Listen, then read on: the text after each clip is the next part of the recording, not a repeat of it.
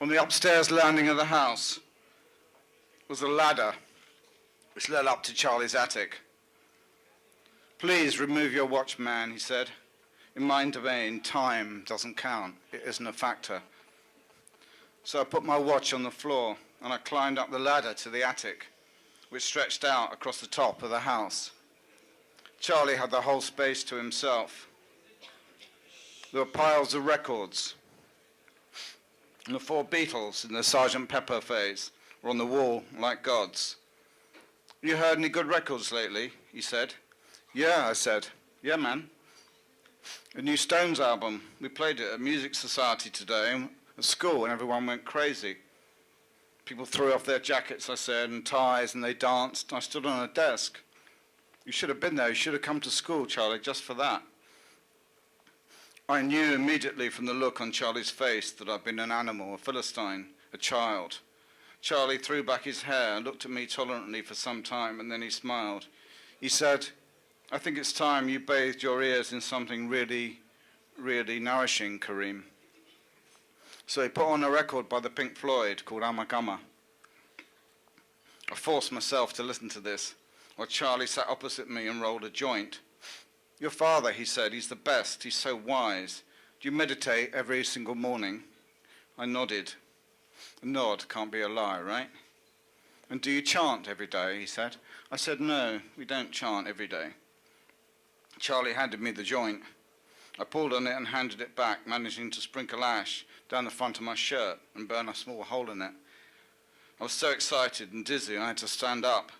"Where are you going?" he said. I flew down the attic ladder. In the K's bathroom, there were framed theatre posters for Jean Genet plays. There were bamboo and parchment scrolls with tubby orientals copulating on them.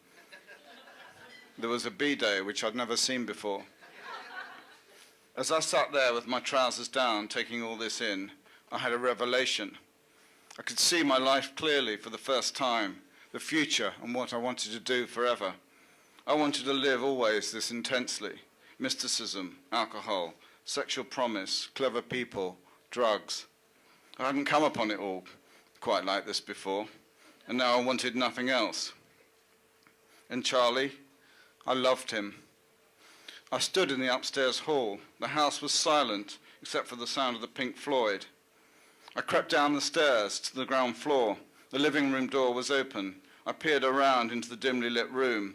The advertising men and their wives were sitting up, cross-legged, chanting, straight-backed, eyes closed, breathing regularly and deeply.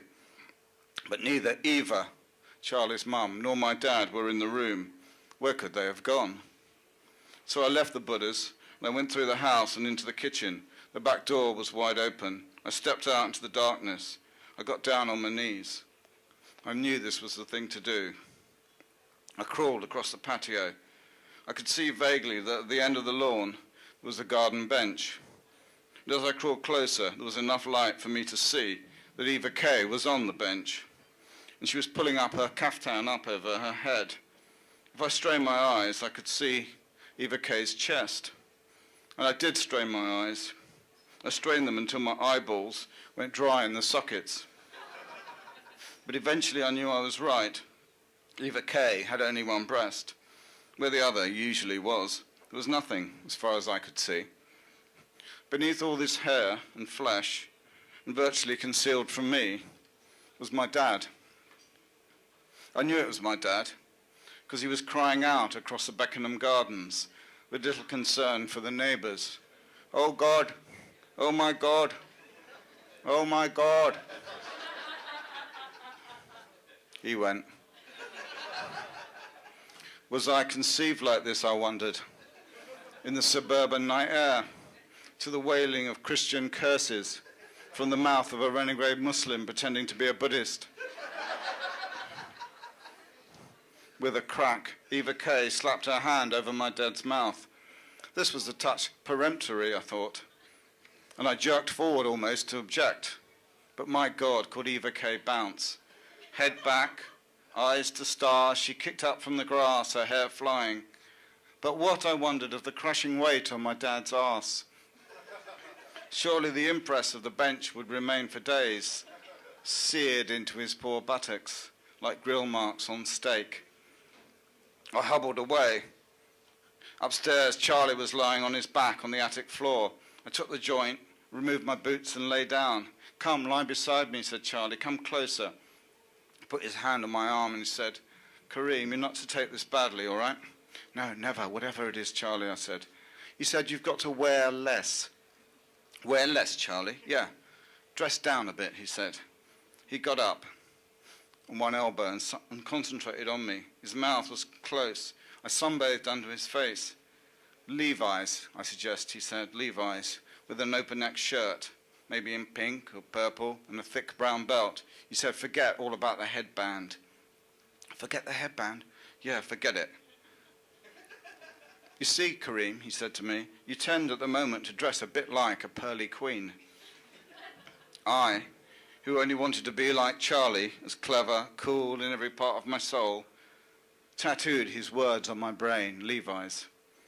With an open-neck shirt in a very modest pink or purple, I would never go out in anything else for the rest of my life.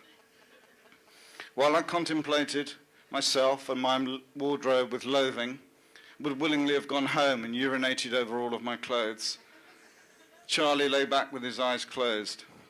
I put my hand on his thigh. I rested it there. His eyes remained closed. I got insane. I dashed for his belt, for his fly, for his cock, and I took him out into the Beckenham air to cool down.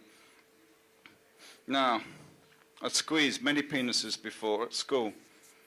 We stroked and rubbed and we pinched each other's penises all the time. I found that it broke up the monotony of learning. Then I tried to kiss him. He avoided my lips by turning his head. But I swear, when he came in my hand, it was one of the preeminent moments of my early life. I was licking my fingers at that moment, and I was thinking of where to buy a pink shirt, when I heard a sound that wasn't at all like the Pink Floyd.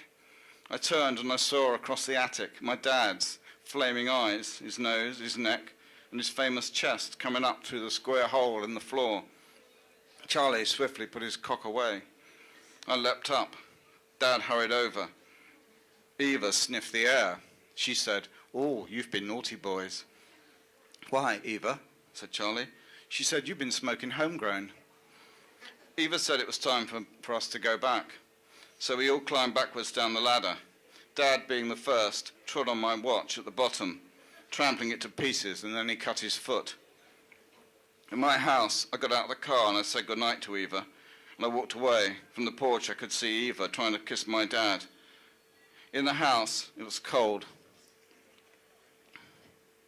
In the hall, Dad raised his hand to slap me. He was drunker than me, so I grabbed him. "What the hell were you doing, boy?" he said. "Shut up," I said. "But I saw you, Kareem," he said. "My God, you're a bloody pure shitter. A bum banger. My own son. How did it transpire that you are like this?" He was very disappointed in me, my dad. And he jumped up and down, didn't know what to do. So I started to imitate the voice he'd used earlier with the advertisers and with Eva. So I said to him, "Dad, just relax. Relax your whole body now. Down from your fingers to your toes. Send your mind away to a quiet garden." He said, "I'm going to send you to a fucking psychiatrist on Monday." "Shut up, Dad," I said. I saw you. You saw nothing," he said with contempt. But I knew I had him. I said, "At least my mum has both breasts." Well, Dad went to the toilet without shutting the door. And I said to him, "I'll never mention tonight again, all right? And nor will you." "Okay," he said. And we never did. Thank you.